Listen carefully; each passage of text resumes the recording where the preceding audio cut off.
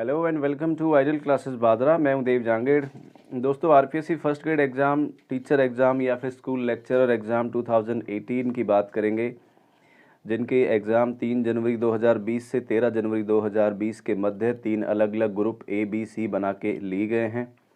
उनकी आंसर की आरपीएससी ने पहले से जारी कर दी है, लेकिन अभी तक रिजल्ट नहीं आया है। और इसी दौरान आप ये अलग अलग लोगों के ख्याल में चल रहे हैं कि मैं कट ऑफ में आऊँगा या नहीं आऊँगा, अलग अलग आपकी सोच हैं। और काफ़ी लोगों ने मुझे कमेंट भी किया है कि सर इसकी कट ऑफ के बारे में बताएं, तो उसी को लेके हम कुछ सब्जेक्ट की आज कट ऑफ की बात करेंगे। बट इससे पहले कि दोस्तों मैं वीडियो स्टार्ट करूं, आप चैनल पर नए हैं तो चैनल को सब्सक्राइब करें और पास में बने हुए बेल आइकन को दबा के ऑल नोटिफिकेशन सेलेक्ट करें, ताकि आने वाले हर वीडियो की जानकारी आपको मिले। क्योंकि आज हम 5 सब्जेक्ट लेंगे और 5-5 करके टोटल 15 सब्जेक्ट की हम कट ऑफ की बात करेंगे। दोस्तों, वीडियो अच्छा लगे तो लाइक करें, अपने दोस्तों के साथ शेयर करें, और आपके कोई भी सवाल या सुझाव हो तो मुझे कमेंट में पक्का करें।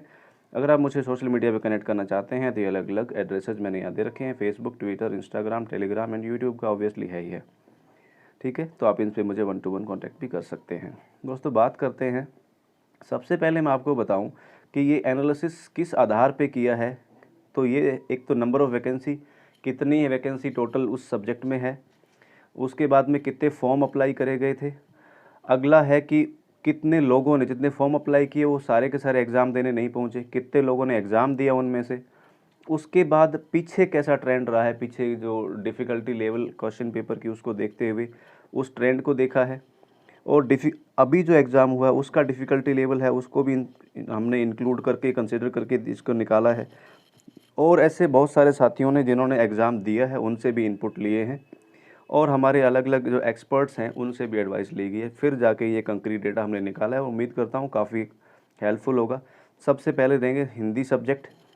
दोस्तों, इससे पहले मैं एक चीज़ आपको और बता दूं कि अगर इस कट ऑफ में आप अनफॉर्चुनेटली नहीं आते हैं तो आपको बिल्कुल नेगेटिव होने की आवश्यकता नहीं है, क्योंकि अब ये टेंटेटिव ही रहेगी। बिकॉज फाइनल कट ऑफ है वो आरपीएससी जारी करेगी। ये एक अप्रॉक्स आइडिया आपको मिल जाएगा। सबसे पहले अपन देखते हैं कैटेगरी में कौन सा, जनरल कैटेगरी।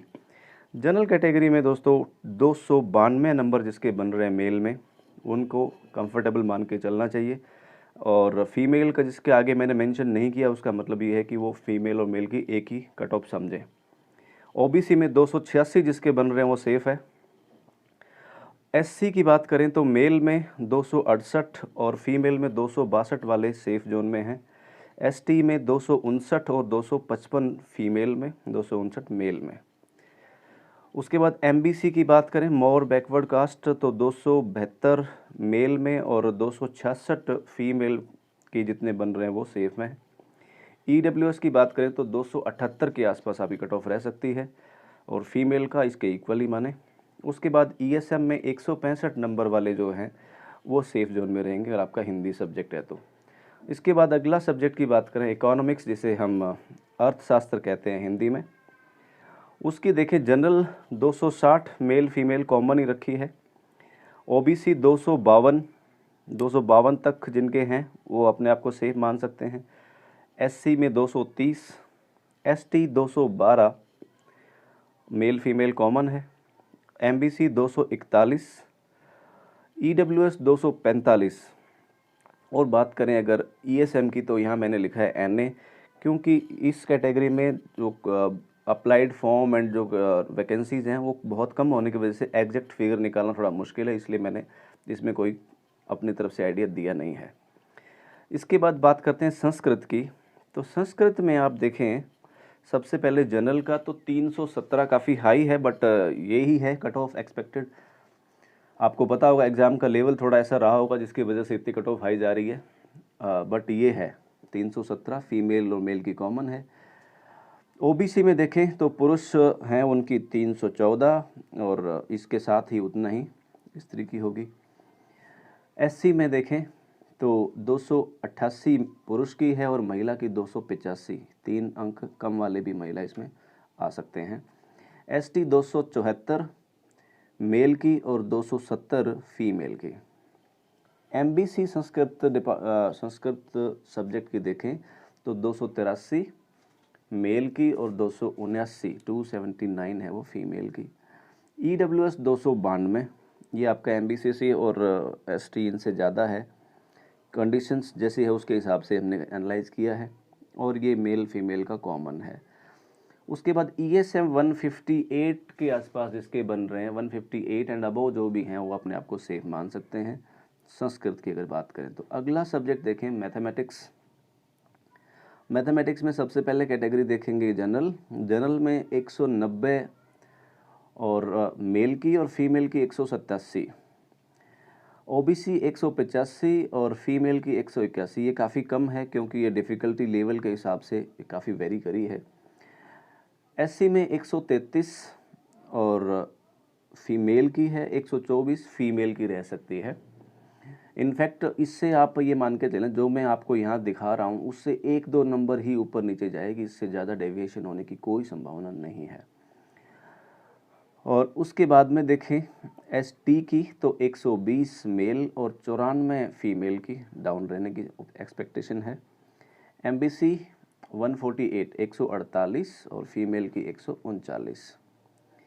EWS की बात करें तो 172 कॉमन है दोनों की, मेल और फीमेल की। मैथमेटिक्स में अगर देखें ESM का तो अगेन NA है, तो चांसेस हैं कि मैथमेटिक्स से जो अपीयर हों they all may be in. अगला देखें सब्जेक्ट है इंग्लिश। इंग्लिश में सबसे पहले जनरल की 309 थोड़ी हाई है, बट 309 मेल और फीमेल दोनों की। OBC 303 male female common. उसके बाद में SC 279 279 और सॉरी SC की थी। ST का अगर देखें तो 271, 8 नंबर कम है SC से। MBC 285 की उम्मीद है, इतनी कट ऑफ रहने की संभावना है। EWS 260 नंबर जिसके बन रहे हैं इससे ऊपर हैं वो एकदम सेफ जोन में माने अपने आप को। उसके बाद में ESM अगर देखें तो 180 और उससे ऊपर ज़्यादा जिसके बन रहे हैं वो सेफ़ होंगे, क्योंकि इंग्लिश का जो दूसरा पेपर होता है सब्जेक्ट का वो थोड़ा सा इजी होता है। उसके बाद दोस्तों मैं एक नोट यहाँ मेंशन फिर से करता हूँ जो मैंने पहले बारी बोला था कि ये फिगर हैं, ये वेरी कर सकते हैं एक्चुअल कट ऑफ के टाइम पे। हमने कोशिश करी है बहुत ही सटीक देने की, लेकिन फिर भी ये वेरी कर सकते हैं क्योंकि ये फाइनल नहीं है। अगर आप इसमें फॉल नहीं होते हैं, आप इसमें शामिल नहीं हैं इस कट ऑफ में, तो आपको नेगेटिव होने की आवश्यकता बिल्कुल भी नहीं है। तो ये था दोस्तों, आपको कितने आपके मार्क्स बनते हैं मुझे ज़रूर कमेंट में बताइए, और जो जो इस कट ऑफ को क्लियर कर रहे हैं उसको हम एडवांस में बधाई देते हैं, क्योंकि आपकी संभावनाएं बहुत बहुत ज़्यादा है कि आप स्कूल लेक्चर बनने जा रहे हैं।